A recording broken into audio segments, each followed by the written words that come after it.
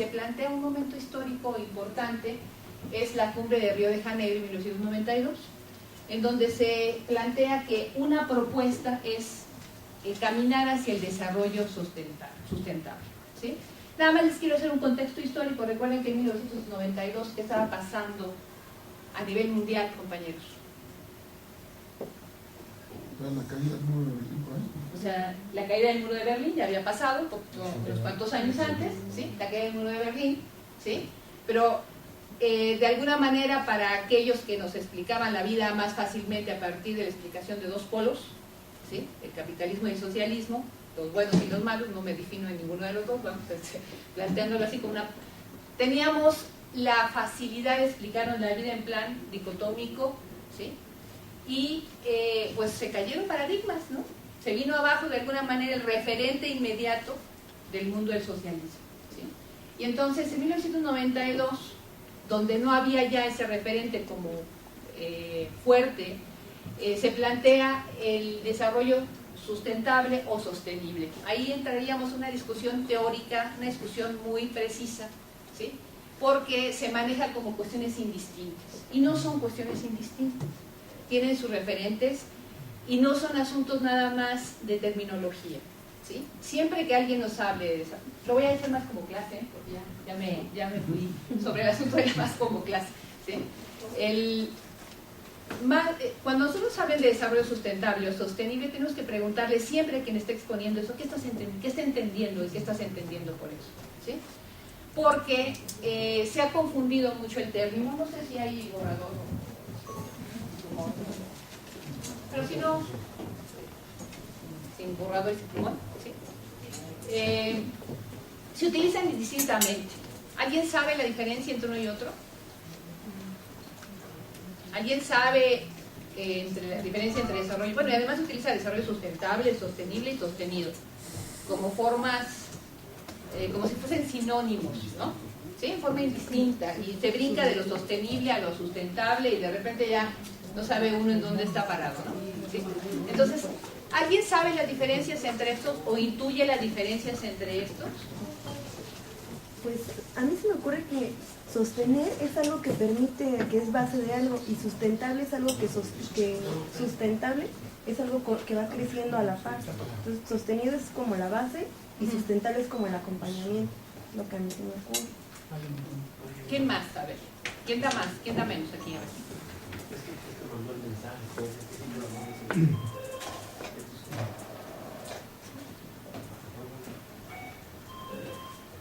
Bueno, yo partiría de una diferencia muy clara entre sustentable y sostenible. Cuando hablamos de que voy a trabajar para conseguir el sustento de la casa, estoy hablando de estar proveyendo de algo que me va a permitir sobrevivir. ¿Por cuánto tiempo lo voy a sostener? ¿Quién sabe? Es decir, yo puedo sustentar a través de proveer, pero no lo puedo sostener quizás durante mucho tiempo o en poco tiempo. Hablamos, por ejemplo, de corto plazo, mediano plazo, es decir, cuánto tiempo voy a sostener la situación de pobreza que hay en nuestro país y con qué lo voy a sustentar. Tenemos que estar importando materias primas, pero ¿por cuánto tiempo?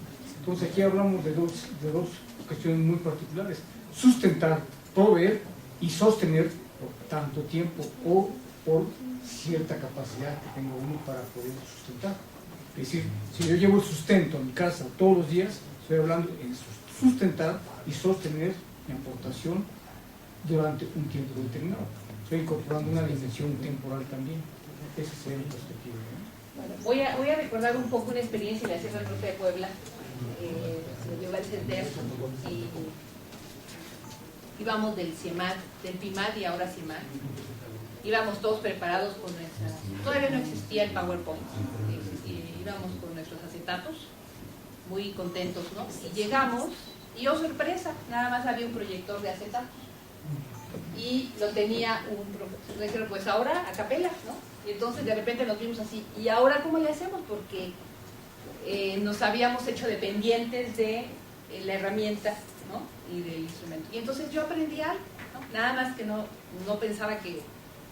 No me preparé, ¿no? Pero rollo tengo mucho, así que puedo platicarles. Y entonces, ¿qué hicimos en esa ocasión? Hicimos en las sábanas viejas, pintamos cosas e hicimos un trabajo. Y les puedo decir que fue la experiencia más grata y agradable que yo tuve. Sí, sí, es enfoques de desarrollo sustentable.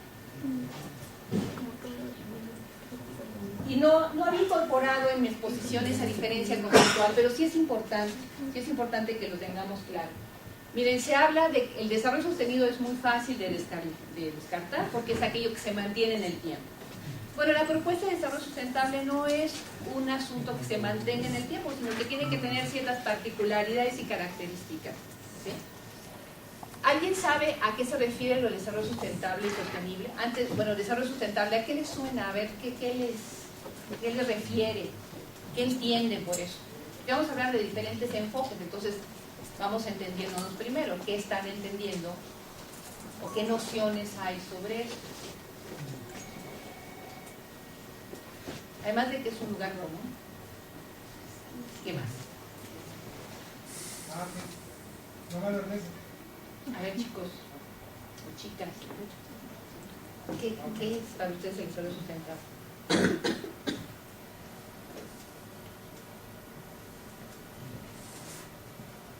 Les aseguro que algunos ya esta materia llevaron, ¿no?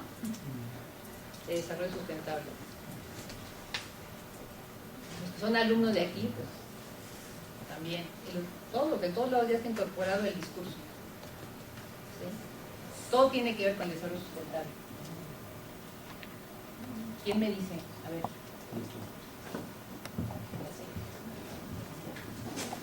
Bueno, miren, hice una modificación, vamos a hacer modificaciones antecedentes del desarrollo sustentable, características del desarrollo sustentable, esta diferencia sostenible, sustentable, enfoques o lecturas del desarrollo sustentable, donde le voy a poner mayor peso y conclusión. La siguiente, aquí están los momentos que yo les decía, ¿no? Los antecedentes de la preocupación por el desarrollo sustentable. Puede haber muchísimos más. Estos serían como algunos que yo consideré más significativos. Desde la Primavera Silenciosa en 1962, con una investigadora Carlson que habla de la contaminación, se refiere mucho a la contaminación de los ríos. La principal preocupación por lo ambiental empezó por la contaminación. Y todavía en algunos espacios, ya afortunadamente no académicos, cuando se habla de deterioro ambiental se reduce a la contaminación. Y bueno, sabemos que no es así, que es multifactorial todo este tipo de procesos.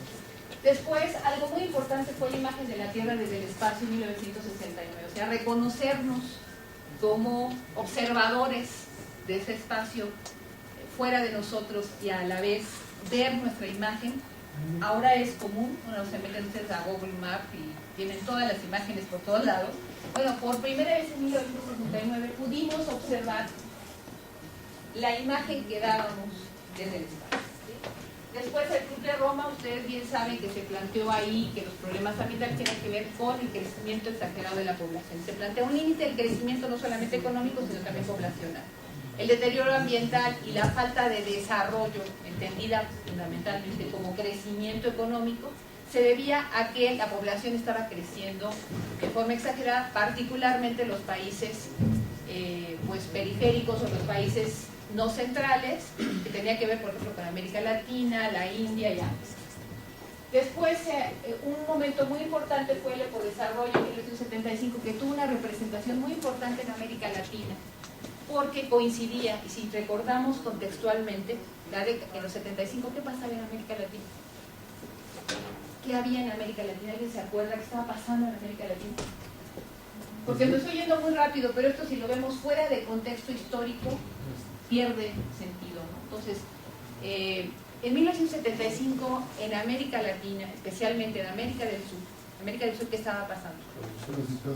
Estaba presente las dictaduras, acuérdense, en 1973, Salvador Allende, o sea, toda una serie de aspectos, o sea, llega al poder Salvador Allende después de derrotado, pero es la instauración de las dictaduras en América Latina, ¿sí?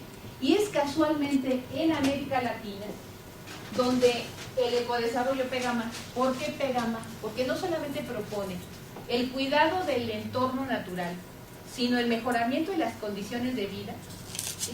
Y la posibilidad de decidir sobre sí mismo y sobre social y políticamente. Es una respuesta a esa sociedad totalmente reprimida en América del Sur.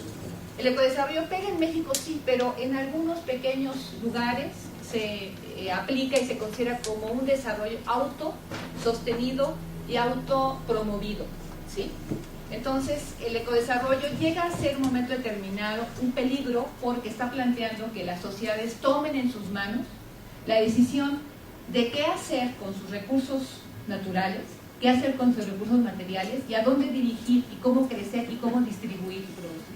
Entonces, eso realmente pone en jaque, ¿sí?, pues, socialmente, decir, bueno, como que además de cuidar su entorno natural, van a decidir qué hacer con ellos, cómo producir, a quién vender, cómo distribuir las ganancias y cómo consumirlos. Entonces, eso trastoca realmente, ¿cuáles? Trastoca realmente si las sociedades pueden autodirigir su desarrollo y deciden todo esto, ¿qué está trastocando, compañeros?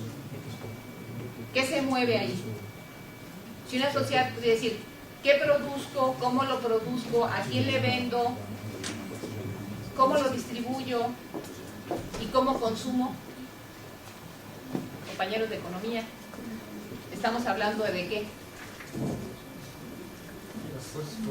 Si una sociedad puede decidir esto, ¿qué está haciendo? Autonomía. Está teniendo un proceso autónomo y está trastocando las leyes del mercado. Así, en palabras llanas y concretas. ¿Por qué? Porque las leyes del mercado no permiten que las sociedades definan qué producen, ¿sí?, cómo lo producen, a quién lo venden, y obviamente el mercado también define quiénes entran a la cadena de distribución y quiénes no. ¿Sí? ¿Sí queda claro esto? Entonces, el ecodesarrollo es una fuente de preocupación mundial, ¿sí?, porque está muy ligado a las luchas políticas. O sea,